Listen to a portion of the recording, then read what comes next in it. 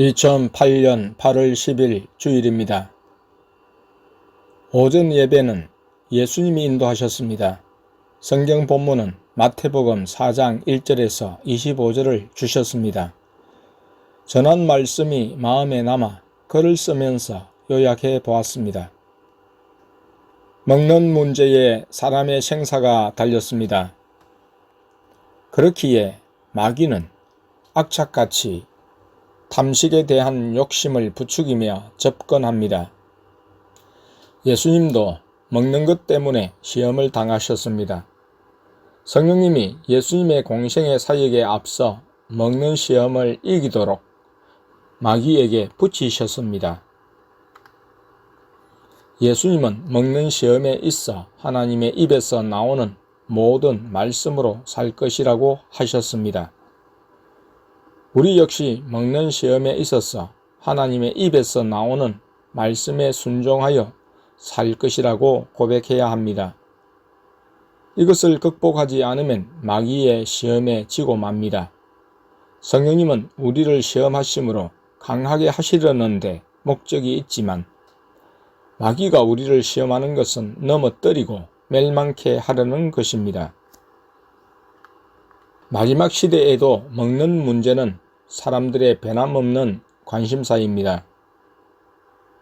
마귀는 처음에 아담과 하와를 미혹할 때도 먹는 것으로 시험해 왔고 예수님도 먹는 것으로 첫 시험을 했습니다. 그리고 마지막 때에도 먹는 문제로 마귀에게 시험을 당하게 됩니다. 마지막 때에 짐승이 일어나면 666표를 받은 자에게는 매매를 허락하지만 우상에게 절하지 않는 자, 곧 666표를 받지 않은 자는 짐승에게 살해를 당하게 되거나 매매를 못하게 되므로 굶주려 죽게 될 것입니다. 하나님의 특별한 은혜와 보호가 아니면 하나님은 성도들에게 먹는 것을 풍부하게 공급하지 않으시므로 하나님만을 바라고 의지하는 믿음을 키우십니다.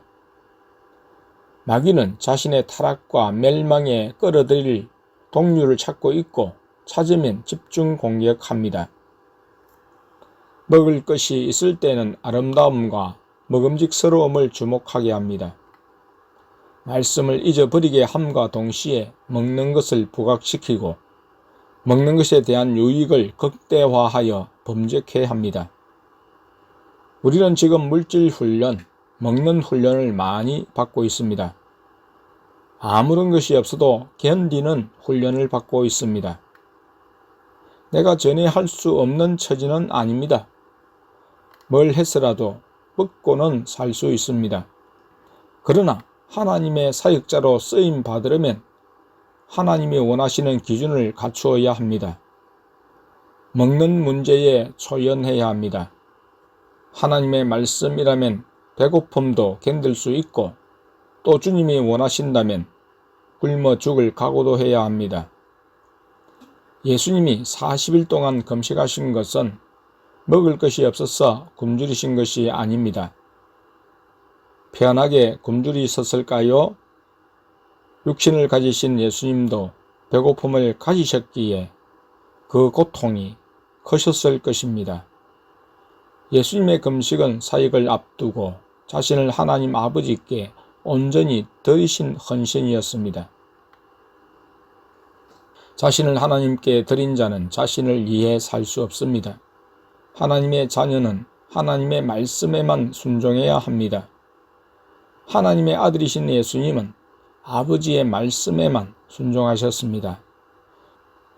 우리가 하나님이 원하시지 않고 시키시지 않는 일을 하면 마귀에 종살이하게 됩니다.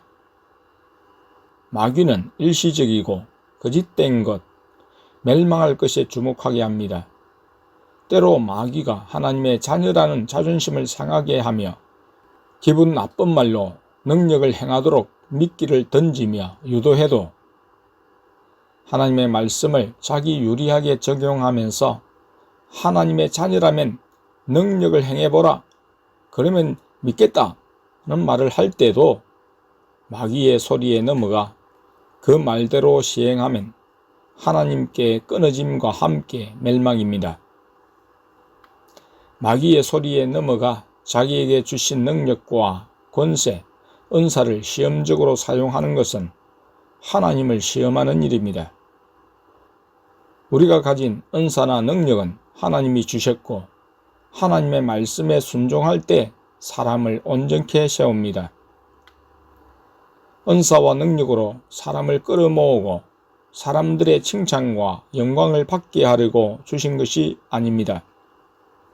병든 사람을 보면 누가 고쳐주고자 하지 않겠습니까? 하지만 병든 사람은 고쳐주는 것이 착한 일만은 아닙니다. 그 사람이 병이 나아 건강한 몸으로 죄 짓는 일에 육체를 사용한다면 그것은 그 사람에게는 저주요, 고쳐준 사람의 열매는 없어집니다. 하나님은 사람들의 영혼을 주께로 이끌고 온전케 세우는 사역자들, 추수할 일꾼들을 원하십니다.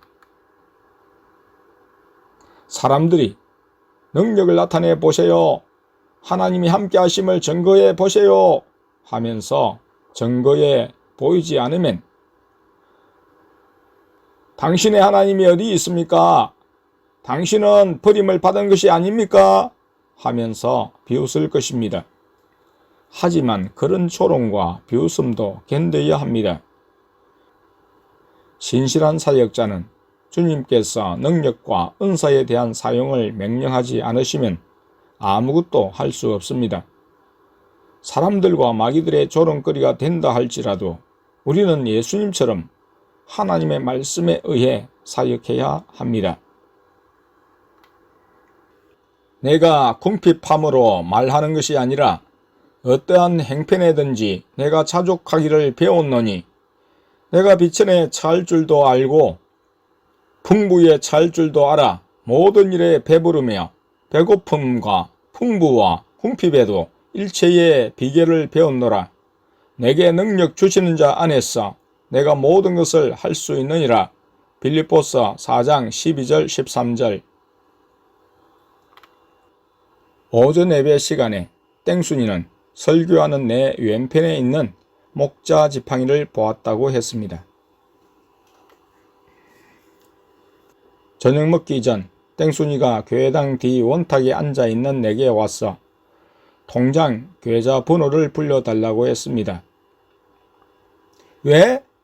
하면서 느낌에 땡순이가 돈을 붙이려고 하는가 보다 생각이 들었습니다. 그렇게 하지 않아도 된다. 괜히 부담이 되어 인간적인 생각으로 그러는 것이라면 단호하게 생각을 잘라야 한다고 말했습니다. 나중에 온 아내가 인간적으로 우리의 어려움을 도와주면 우리의 훈련은 더 길어진다 라고 했습니다. 땡순이가 자기 생각이 아니고 예수님이 하라고 하셨다고 말했습니다. 땡순이는 예수님의 실제 음성을 듣기에 예수님의 말씀이라면 순종했습니다. 마침 옆에 온 둘째를 통해 예수님, 땡순이가 하고자 하는 일이 예수님에게서 나온 건 맞아요? 여쭈니 그렇다고 하셨습니다. 부자의 호주머니를 열게 하시지 않고 하필 부모로부터 돈을 받는 땡순이의 호주머니를 열게 하십니까? 했습니다. 그러나 주님께서 하시는 일을 막을 수는 없는 일입니다. 땡순이는 즐거운 하나님의 가족의 일원으로서 참여케 하시는 부분임을 알 수 있었습니다. 참여하는 만큼 땡순이에게 주님이 축복하실 것을 알기에 미안스럽게 생각하지 않기로 했습니다. 어쨌든 땡순이가 현재의 어려움에 위로와 도움이 되고 있었습니다. 헌금과 순종을 통해 저녁 예배 때에는 땡순이는 설교하는 내 뒤에 서 계신 예수님과 성령님의 행체를 보고 설교를 담아가는 천사의 두 날개를 보았다고 했습니다. 예수님이 땡순이를 벌써 성강장까지 보내주라고 하셔서 나와 아내 둘째가 함께 갔다 왔습니다. 자유롭게 시간을 보내다가 10시경에 예수님이 기도하라고 하셨습니다. 가족들이 아랫강단에 모여 기도할 때 어제처럼 내 손이 많이 진동하고 움직였습니다. 오른손만 움직였는데 나중에는 오른손이 왼손 위에 머물면서 왼손을 움직이도록 사역을 했습니다. 동시에 왼손도 오른손과 함께 움직이면서 빙빙 돌며 자유자재로 움직였습니다. 내 생각과는 상관없이 아주 빠르게 움직였는데 나로서는 할 수 없는 동작들이었습니다. 기도를 40여 분간 하고 예수님이 마치라 하실 때 마쳤습니다. 예수님께 여쭈니 어제와 같이 은사를 모으는 것이라고 하셨습니다. 둘째가 옆에서 내 손동작을 보았다고 했습니다. 은사를 모으는 중 찌지직 하며 펑 하는 소리가 났다고 했습니다. 아주 강력한 소리들이 났다고 말했습니다. 오늘 밤에는 이미 예고해서 예수님이 오늘은 천국에 자녀들을 데려가지 않고 내일 데려가시겠다고 하셨습니다. 둘째와 막내는 방언으로 기도하기만 했습니다. 기도하기 전 아내가 방언을 하면서 막내에게 통변해 보라고 했습니다. 막내가 예수님이 통변을 막으셨다고 했습니다. 그러나 예수님이 통변을 허락하심으로 아내가 하는 방언이 예수님 영안 좀 열어주세요 하고 크게 기도하는 것이었습니다. 예수님은 아내의 영에게 기다리라고 하셨습니다. 옆에 있던 내가 방언을 하면서 통변해 보라고 하니까 통변의 기회는 지나갔다고 하시며 해 주시지 않았습니다. 그러다가 예수님이 한번 해보라고 허락하셨는데 잠깐 한 방언의 내용은 아내와 저의 영안을 열어주세요 라고 했습니다. 우리는 영안이 열리지 않아 내 영에 하는 일을 모릅니다. 그러나 영안이 열린 자녀들은 천국에 가서 보고 들을 때 현재 몸을 가지고 있는 것과 똑같이 보고 듣습니다. 영과 육의 감각이 그대로 하나가 되어 보고 듣게 됩니다. 하지만 우리는 영이 천국에 간다고 해도 느끼게 해 주시지 않으면 감각이 되지 않습니다. 영의 감각과 육의 감각이 따로 놀고 있기 때문입니다. 영안이 열리면 하나로 보고 듣게 되니 얼마나 생생하고 좋겠습니까? 예수님은 아내에게 둘째를 통해 내일부터 오전에 30분 이상 기도하고 밤에는 예수님이 기도하라고 하실 때 기도하라고 하셨습니다. 첫째는 책 읽는 시간에 기도하라고 하셨습니다. 영안을 열어주시고자 기도를 하라고 하셨습니다. 2008년 8월 11일 월요일입니다. 오후 2시경에 혹 돈이 들어왔는지 통장을 확인했습니다. 내 이름으로 된 통장에는 각각 5만원씩의 선교 후원금이 들어와 있었습니다. 그리고 교회 통장으로는 땡순이의 특별 헌금 10만원이 들어와 있었습니다. 삼위일체 하나님께 감사드렸습니다.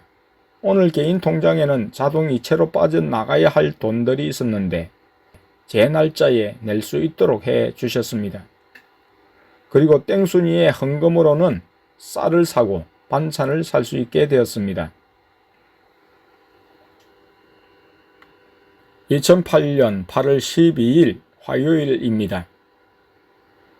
어제 예수님이 말씀하신 지시를 쫓아 아내는 아랫강단에서 무릎을 꿇고 방언 기도를 했습니다. 나 역시 기도를 했습니다. 방언으로 기도를 뜨겁게 하니 자동으로 손이 움직여지면서 아래 위로 흔들리다 좌우로 흔들리기도 하고 빙빙 돌기도 했습니다. 손목으로 움직임이 더해지고 팔꿈치로까지 움직임이 더해졌습니다.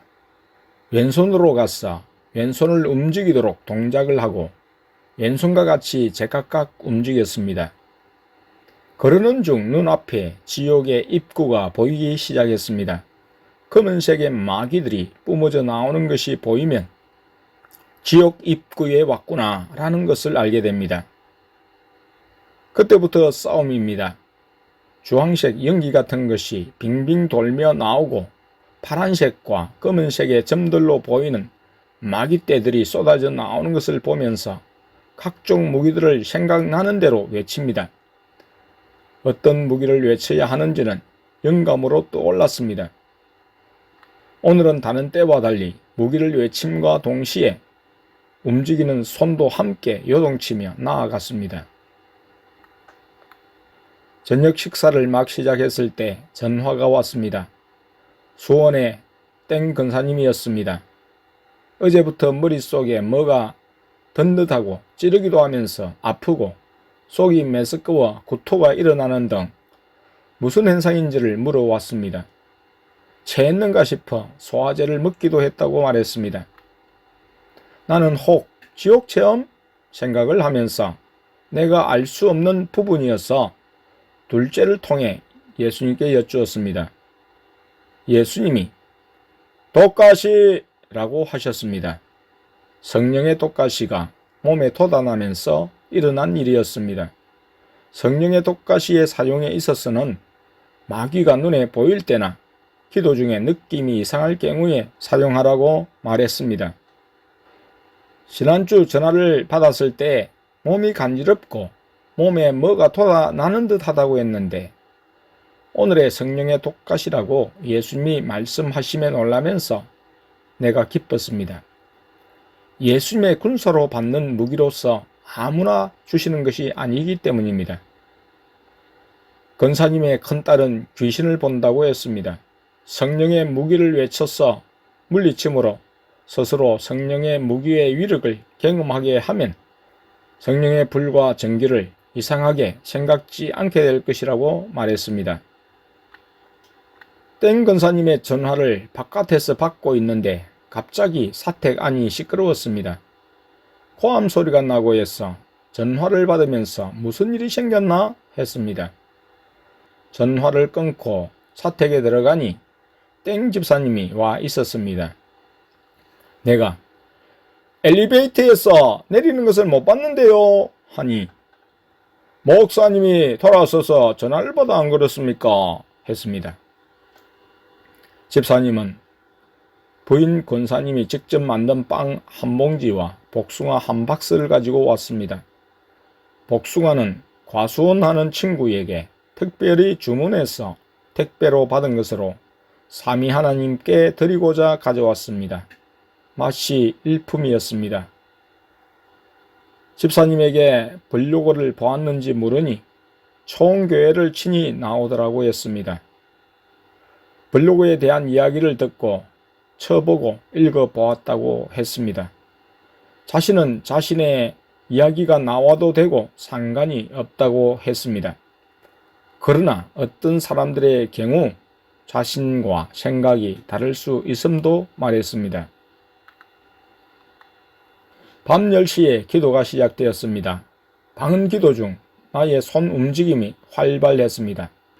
늘 그렇듯 감은 눈으로는 빛의 움직임과 불을 보면서 기도합니다. 영안을 열어주시도록 기도했습니다. 기도를 끝내라고 하실 때 끝냈습니다. 예수님은 말씀하신 대로 기도 시간에 둘째와 막내를 천국으로 데려가 주셨습니다. 둘째로부터 천국에 갔다 온 이야기를 들었습니다.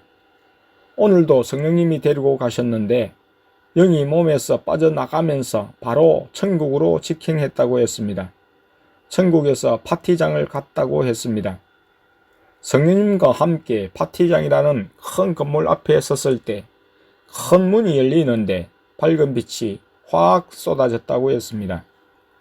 안에 들어가니 사람들이 아주 많이 모여 있었다고 했습니다. 할머니와 할아버지, 외할머니, 누나들을 만나 인사했다고 했습니다. 만나는 사람들 중에 흑인도 있었는데 안녕하세요 하고 인사를 했다고 했습니다. 사람들이 삼삼오오 모여 이야기들을 주고받았는데 천국의 할아버지, 할머니도 다른 성도들과 이야기를 주고받았다고 했습니다. 음식을 차려놓은 연회석도 있는데 날개 달린 천사들이 음식을 갖고 날랐다고 했습니다. 막내는 예수님이 데리고 가셨는데 파티장에서 둘째 오빠를 만나 같이 머물렀다고 했습니다. 파티가 어떻게 이루어지던? 하고 물으니 은은한 찬양이 흐르면서 시작되었다고 했습니다. 두 자녀에게 파티장에서 예수님과 성령님은 어디에 계시던? 하고 물으니 가장 안쪽에 서 계시며 파티를 지켜보셨다고 했습니다. 그 시간에 하나님 아버지는 어디에?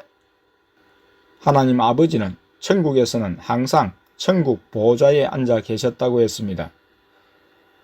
하나님 아버지께서 내려오셔서 초원교회에 늘 계시며 동행하시는 것은 특별한 일이었습니다.